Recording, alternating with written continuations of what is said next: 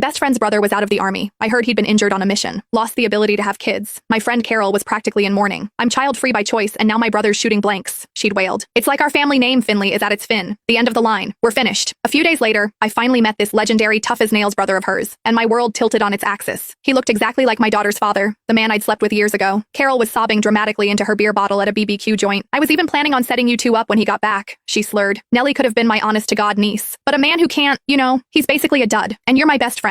I couldn't do that to you. As she spoke, her phone buzzed on the table. Carol was already passed out, her head on the sticky table, completely oblivious. I hesitated, but when the insistent ringing started up for the third time, I picked it up for her. Mom says if you're not dead, get your ass home. The voice was deep, rough around the edges, and strangely pleasant. I pinched my earlobe, which had suddenly gone hot. Hello, this is a friend of Carol's. We're at a grill house. Would you be able to come and pick her up? There was no way Carol was getting home under her own power tonight, and I'd had a few drinks myself. A ride would be a lifesaver. Before the man on the other end could respond, Carol's head shot up from the table as if she'd been resurrected. Oh, my poor brother, she howled. Spent his youth at the academy, got to be an old man, and he's probably still a virgin, and now no one's ever going to want him. The other end of the line went unnervingly silent. The sheer awkwardness of the moment sobered me up a little. She's had a lot to drink. Address, number 8, South Ring Road. The line went dead. Soon, a black SUV pulled up, and a tall man got out. He wore a rugged work jacket, his frame defined by broad shoulders and long legs. I couldn't see his face in the dim light, only a sharp, imposing silhouette. At that exact moment, a video call came through on my phone. Is that Nellie? Carol mumbled, squinting at my screen. Calling so late. I hope everything's okay. You should take it. My brother's here. She waved a floppy hand at the approaching figure. A knot of parental anxiety tightened in my stomach. Without a proper greeting for the man, I just waited for him to get closer before stepping aside to answer the call. Nellie's tiny, beaming face immediately filled the screen. Mommy! Her cheerful smile was an instant relief. Hey, sweetie, why are you still awake? I missed you. In the background, I could hear my mom's voice. We took her down to the creek to catch crawfish today, and she's been wired ever since. Refused to sleep until she talked to you. You're still out? Just catching up with Carol. My mom had taken Nellie to visit our old family home.